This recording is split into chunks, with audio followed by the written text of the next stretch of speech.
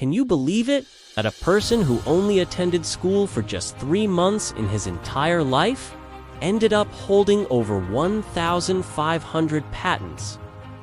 In 1931, a remarkable event took place across the United States.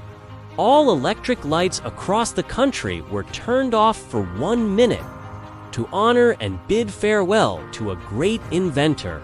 He was Thomas Edison, the man who brought humanity a light often described as a second sun.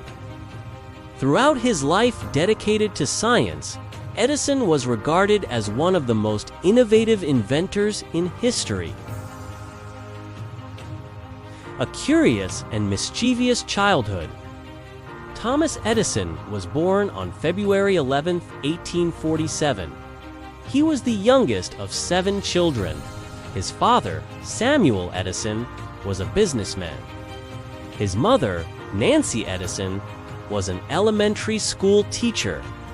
From an early age, Edison had an unusually large head, so much so that a doctor once suspected he might have a mental problem. But that prediction was completely wrong. In reality, Edison's intelligence would later help drive major advances in science and technology around the world. As he grew older, his curiosity became even more intense. He constantly asked questions like, "Why is that? How does this happen?" Those endless questions sometimes annoyed the people around him. But Edison didn't just like asking. He wanted to find the answers himself. One day, his mother found him lying face down on a pile of hay. Under his body were chicken eggs. It turned out Edison had seen a hen incubating eggs to hatch chicks, and he was curious to see if he could do the same. Since his father worked in construction materials, Edison was exposed to many tools and technical objects from a young age. That exposure quietly nurtured his passion for science. Another time, after seeing his father experiment with a balloon, Edison became fascinated. He believed that if the human body were filled with air like a balloon, people might be able to fly. So, he decided to test it himself. Edison mixed some chemicals and gave them to a worker named Max to drink. The result? Max became dizzy and nearly fainted. Of course, the experiment completely failed.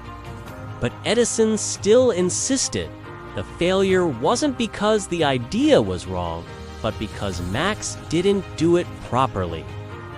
At around 7 years old, Edison was sent to school, the only school in the area. It had just one classroom with about 40 students of different ages. Edison sat in the back row, a place often reserved for weaker students. In class, he rarely paid attention. Instead, he kept asking difficult questions that irritated the teacher. As a result, he was often scolded and even mocked by his classmates. The lie. The life of Thomas Edison was changed by a very special story about his mother. One day, when Edison was about 7 years old, he ran home from school holding a letter in his hand. He said, "The teacher told me to give this to you." His mother carefully opened the letter and read it. As she finished, tears suddenly filled her eyes. Seeing this, Edison asked in surprise, "What did the teacher write, Mom?" After a brief pause, she smiled. Then she read the letter out loud to her son. "Your son is a genius, but this school is too small, and the teachers here are not capable of teaching him. So please teach him at home." From that day on, Edison never returned to school. he began learning at home under his mother's guidance. For the next 6 years, his mother patiently taught him step by step. She guided him through Greek history, Roman history, and the history of the world. But more importantly, it wasn't just about knowledge. She taught Edison how to think. She taught him to never stop asking questions. And she taught him to become a good person. Edison grew up with those lessons: to be honest, to work hard, and to believe in himself. Years later, his mother passed away. Perhaps she never imagined that the little boy she raised would become one of the greatest inventors in history. A man later known as the Wizard of Menlo Park. With inventions that changed the world, Edison became famous and admired by millions. Then one day, while going through old family belongings, Edison found a small folded piece of paper hidden in a drawer. He opened it and froze. It was that letter from long ago, but its real content was completely different. It read, "Your son is mentally slow. We cannot allow him to continue attending this school." Edison sat there in silence. Then he broke down in tears. For hours. Later, he wrote in his diary, Thomas Edison was once considered a mentally slow child, but thanks to a heroic mother, he became the genius of the century. The Wizard of Menlo Park. Known as the Wizard of Menlo Park, Thomas Edison showed a special passion for science from a very young age. At just 10 years old, he built his very first laboratory in the basement of his home. There, he spent almost all his time experimenting and exploring. By the age of 12, Edison began earning money by selling newspapers and candy on trains. But science was always his greatest obsession. He even set up a small chemistry lab inside a train car, selling newspapers by day, running experiments by night, until one day, a careless experiment caused a fire on the train. The result? Edison was struck on the ear, thrown off the train, and banned from the railway. After that incident, his hearing gradually declined. But ironically, it became an advantage. Hearing less meant he could focus more on his own world. In 1877, Edison amazed the world.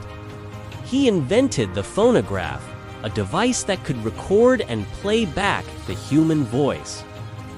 For the first time in history, people could hear their own voices again. News spread everywhere. The name Thomas Edison became known across the globe. But that was only the beginning. In March 1878, Edison began working on the electric light bulb. Thousands of experiments failed again and again, but he never stopped. And then, in October 1879, the first practical light bulb was born. It could glow continuously for 40 hours. On December 31st, 1879, more than 3,000 people from New York traveled to Menlo Park just to witness this invention. That night, for the first time, people lived under the bright light of electric bulbs. A light that could fully replace traditional oil lamps. It wasn't just an invention, it was a turning point for humanity. And he didn't stop there. Edison went on to conquer many other fields. In 1891, he completed one of the first motion picture camera, laying the foundation for the film industry. He even invited a boxer to his lab just to record experimental footage. over 60 years of research, starting from his first invention at age 16. On average, every 12 days, Edison created something new. Even in his old age, he never stopped working. He continued searching for alternative materials for rubber. Researchers later concluded that in most areas of electrical engineering, Edison made at least one significant contribution. And that is why he is remembered as the Wizard of Menlo Park. To this day, the United States and the world still honors Thomas Edison, a great mind, a symbol of human intelligence and creativity. A proposal in Morse code. As his talent and career continued to rise, Thomas Edison quickly became a well-known businessman. In 1871, he married his young secretary, Mary Stilwell, after knowing her for only about 2 months. They had 3 children together, but that happiness did not last long. In 1884, Mary passed away, leaving behind a void in Edison's life that nothing could fill. After losing the woman he deeply loved, Edison became lonely. He spent most of his time in the laboratory, or with friends, trying to ease the pain. Then one day, at a party, he met a young woman named Mina Miller. At the time, Mina was only 18 years old. She appeared as a pianist and immediately caught Edison's attention. He could hardly take his eyes off her during the performance. During a trip to Fort Myers, Edison was captivated by the beauty of the place. He thought, "This is where I want to belong." And from that moment, another thought began to form. He wanted to marry Mina. Later, in New York, Edison had more chances to meet her. He even taught Mina Morse code, so they could communicate in their own special way. And then, one day, Edison sent Mina a message in Morse code. It wasn't just any message, it was a proposal. A proposal unlike any other, but incredibly meaningful. On February 24, 1886, Thomas Edison and Mina Miller were officially married. They had 3 children together and built a happy family together. Years later, Edison passed away at the age of 84 in New Jersey. His final words to his wife touched many hearts. He said, "It is very beautiful over there." To this day, Edison and Mina rest side by side in the garden behind their home. In the end, Thomas Edison wasn't just an inventor. He was a symbol of persistence.